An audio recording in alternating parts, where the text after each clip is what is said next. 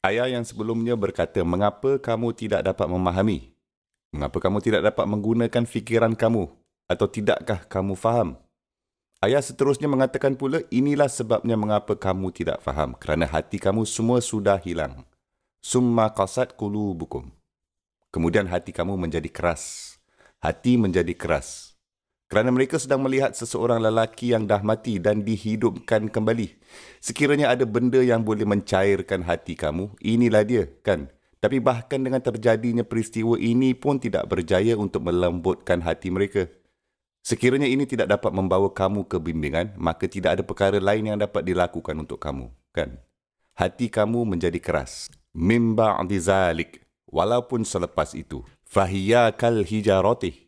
Kemudian ia menjadi seperti batu. Au asyaddu qaswah. Atau ia menjadi lebih keras, lebih teruk dari segi kekerasannya. Wa inna minal hijarati lama yatafajjaru minhul anhar. Walaupun dari batu-batu, ada yang boleh retak terbuka, yang pecah terbuka. Dan sungai keluar dari ia. Air sungai memancut keluar darinya. Kamu tahu batu-batu yang akan dibincangkan dalam ayat ini sebenarnya bukan perbualan mengenai batu-batu. Ini mengenai jenis-jenis orang. 3 jenis batu akan disebutkan dan sebenarnya sebagai perumpamaan 3 jenis hati. 3 jenis hati dibandingkan dengan 3 jenis batu. Okey, anda tahu untuk orang yang intelektual, mereka seseorang pemikir dan apabila Al-Quran diberikan kepada mereka, mereka segera memikirkannya. Dan apabila mereka memikirkannya, mereka membuat kesimpulan itu dengan segera. Sekiranya mereka mempunyai apa-apa kesopanan dalam dirinya, prosesnya sangat cepat. Okey, tapi apabila seseorang yang sering terganggu dalam hidupnya, distracted, walaupun mereka seorang yang baik, tetapi mereka sering terganggu dalam hidup. Mereka sangat sibuk berada di tengah-tengah macam-macam hal. Kamu tidak akan dapat menarik perhatian mereka hanya dengan bercakap dengan mereka. Sesuatu harus berlaku yang menggegarkan mereka, yang dapat menarikkan perhatian mereka. Jika tidak, kamu tidak dapat menarik perhatian mereka. Okey, sekarang apa yang berlaku adalah dalam ayat ini, Allah Subhanahu Wa Taala membicarakan tentang batu yang baru saja pecah terbuka dan air sungai keluar daripadanya. Ia seperti jantung Abu Bakar radhiyallahu anhu. Potensi iman, air. Dalam ayat ini, air adalah iman. Air diwakili oleh iman sendiri. Iman itu sendiri. Ketika Rasul SAW menyampaikan mesej kepada Abu Bakar radhiyallahu anhu, air sudah ada banyak di dalamnya. Anda pada dasarnya hampir tidak perlu mengetuknya. Dan apa yang keluar? Imannya terus keluar. Terus terselah. Tidak ada masa yang diperlukan untuk dia menerima Islam.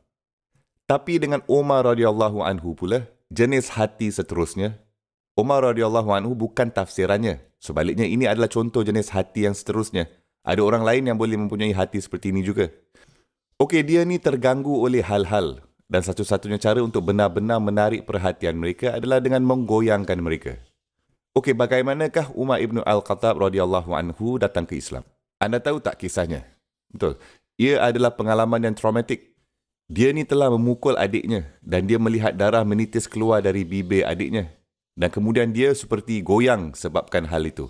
Dan pada masa itu, pada saat itu dia mendapat perhatian Al-Quran. Pada masa itu juga. Seandainya Al-Quran itu diberikan kepadanya pada waktu dia tidak dapat tumpukan perhatian seperti hal itu tadi, ia tidak akan memberikan kesan. Faham? Dan ada kisah lain juga dalam kes Umar radhiyallahu anhu. Dia juga goyang sebelumnya. Secara literal, takut dan goyang. Dia ni bersembunyi di sebalik khilaf Kaabah, penutup Kaabah pada waktu malam. Dia plan nak serang Nabi SAW dan memukul beliau. Nabi SAW sedang solat. Dia mula mendengar bacaan beliau dan berkata, alamak, ini adalah puisi yang luar biasa ni. Ini sangat indah. Dan Nabi SAW membaca ketika itu, وَمَا هُوَ بِقَوْلِ شَعِيرٍ قَلِيلًا مَا تُؤْمِنُونَ. Ini bukan kata-kata penyair, betapa sedikitnya yang kamu percayai. Lepas tu Umar berkata, macam mana dia tahu apa yang aku fikirkan ni? Dia ni mesti boleh baca fikiran akulah. Lepas tu ayat tu berbunyi, wala biqauli kahin qalilan ma tazakkarun. Ini bukan kata-kata dari pembaca minda. Alamak, macam mana dia tahu ni? Apa sedang berlaku ni? Apa ni? Tanzilum mir rabbil alamin. Wahyu yang diturunkan dari Rabb sekian alam. Umar terus lari. Dia goyang ketakutan. Tapi dia tidak menjadi Muslim time tu. Dia melarikan diri je. Dia jadi takut. Anda tahu dia hanya tergoyang oleh peristiwa itu. Okey, ada sebilangan orang yang akan datang ke Islam dari perjalanan intelektual. Ada yang akan datang ke Islam setelah kemalangan kereta, selepas pembedahan, setelah kehilangan anak, selepas sesuatu yang traumatik berlaku. Mereka akan datang ke Islam setelah hampir mati dari penyakit. Mereka akan datang ke Islam kerana kehilangan seorang kawan. Sesuatu yang berlaku, sesuatu yang mengejutkan mereka berlaku. Faham? Dan ini adalah dua jenis hati yang berbeza. Jadi hati yang kedua ini Allah Subhanahu wa taala berfirman, "Wa inna minha lama yashaqqaqu fayahruju minhul ma." Dan dari jenis-jenis hati ada yang retak terbuka dan air keluar.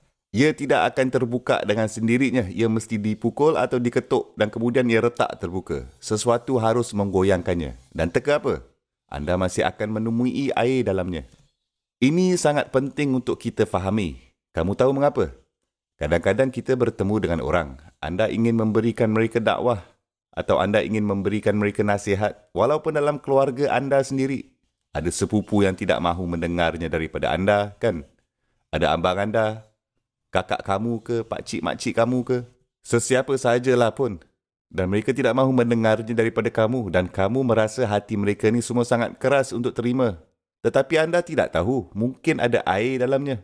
Ia hanya memerlukan peristiwa yang tepat untuk membukanya. Anda faham tak apa yang saya katakan? Ada beberapa orang ni, anda hanya tidak boleh bercakap dengan mereka dan mengharapkan result itu jam juga. Mereka akan mengambil masa mereka. Kamu harus sentiasa bersabar dan teruskan dakwah sebaik mungkin. Okey, kamu tengok ni, berapa tahun anda mesti bertanya pada diri sendiri, berapa tahunkah sebelum Hamzah radhiyallahu anhu, berapa tahun sebelum Umar radhiyallahu anhu menjadi Muslim? Adakah kamu tahu? 6 tahun.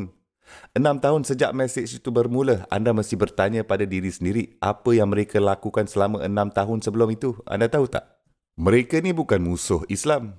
Okey, yang ini sangat menarik. Umar ibn Al-Khattab hanya menjadi penyokong musuh Islam tepat masanya sebelum dia datang ke Islam. Anda tahu?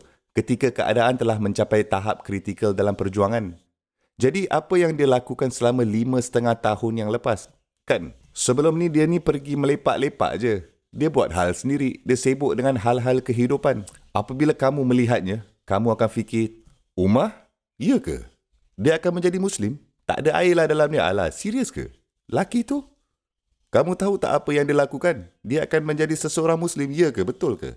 Tapi ketika itu, ketika hatinya itu digoyangkan, diketuk, iman keluar dari situ juga. Okey, tetapi ada hati yang ketiga ni. Wa inna min halama yahbitu min khasyatillah. Walaupun dari jenis-jenis hati, ada yang jatuh dari rasa takut kepada Allah Subhanahu Wa Taala. Ia jatuh dari rasa takut kepada Allah. Allah Subhanahu Wa Taala menyebutkan batu-batu yang jatuh seperti tanah runtuh. Anda tahu bagaimana gambaran tanah runtuh di mana batu-batu jatuh? Tetapi dia Subhanahu Wa Taala kali ini tidak menyebutkan air di sini. Dua jenis hati pertama tadi ada air. Satu jenis batu air lebih banyak daripada yang satu lagi, kan? Tetapi yang ketiga ini pula tidak ada air. Apa yang Allah Subhanahu Wa Taala bicarakan adalah Islam tanpa iman. Islam tanpa iman. Iman diwakili oleh apa dalam contoh ini? Air. Apabila tidak ada air yang disebutkan tetapi masih ada rasa takut kepada Allah Subhanahu Wa Taala, ia sedang tunduk. Ia jatuh dari rasa takut kepada Allah. Seperti seseorang yang jatuh membuat sajdah dari rasa takut kepada Allah Subhanahu Wa Taala. Seperti batu jatuh dari rasa takut kepada Allah Subhanahu Wa Taala. Tapi dia mungkin belum dapat merasakan iman. Ada juga perkara seperti mempunyai Islam tanpa iman. Contohnya setelah menjadi Muslim, datang ke kepercayaan ini tanpa merasakan kemanisan iman di dalam hati anda. Kemungkinan fikiran anda telah tunduk. Akal anda telah tunduk pada misi ini, mesej ini atau kepercayaan ini. Tetapi hati kamu belum merasakan kemanisannya lagi. Dan apabila hati merasakan kemanisannya, kamu akan menitiskan air mata. Ia akan memberitahu kamu. Bukan fikiran kamu yang membuatkan anda menangis, kan? Hati anda, betul? Dan dengan demikian itulah Allah Subhanahu Wa Taala berfirman, Qalatil a'rabu amanna. Kullam tu'minu walakin kulu aslamna. Tetapi ketika mereka mengatakan mereka memiliki iman, katakan kepada mereka, tidak. Kamu tidak mempunyai iman lagi. Kamu hanya telah menerima Islam. Walamma yadkhulil imanu fi qulubikum. Iman masih belum masuk ke dalam hati kamu lagi. Air ini belum masuk batu anda. Itulah dia. Dan menariknya ayat-ayat bermula dengan hati kamu sangat keras, ia lebih buruk daripada batu. Kemudian Allah Subhanahu Wa Taala membincangkan 3 jenis batu. 3 jenis batu mewakili 3 jenis hati. Dan 3 jenis hati yang mempunyai harapan yang berpotensi. Subhanallah.